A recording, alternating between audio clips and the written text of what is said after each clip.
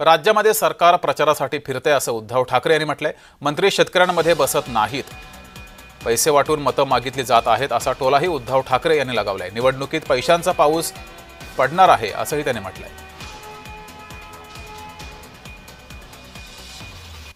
स्थानिक पातळीवरच्या निवडणुका आहेत, या निवडणुकांमध्ये पैशाचा धूर निघताना दिसतो।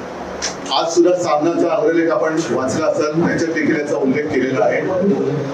पैशाचा वाटप किंवा पैशाचा पाऊस किंवा अतिवृष्टी ही भयानक पद्धतीने महाराष्ट्रामध्ये सुरू आहे आणि एक प्रकारचा सत्तेचा मास, सत्तेचा दर्प या सर्व राज्यकर्त्यांच्या वक्तव्यातून आणि त्यांच्या वागणुकीतून महाराष्ट्र पाहतो आहे।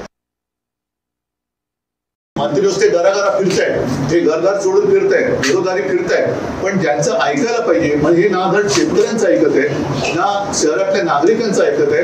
वारे माप नुसता पैसा उधळला जातोय, हा पैसा येतो कुठून याचं उत्तर कोणाकडेच नाहीये। ते दिसतंय सगळ्यांना। अगदी काल परवाकडेच त्यांच्या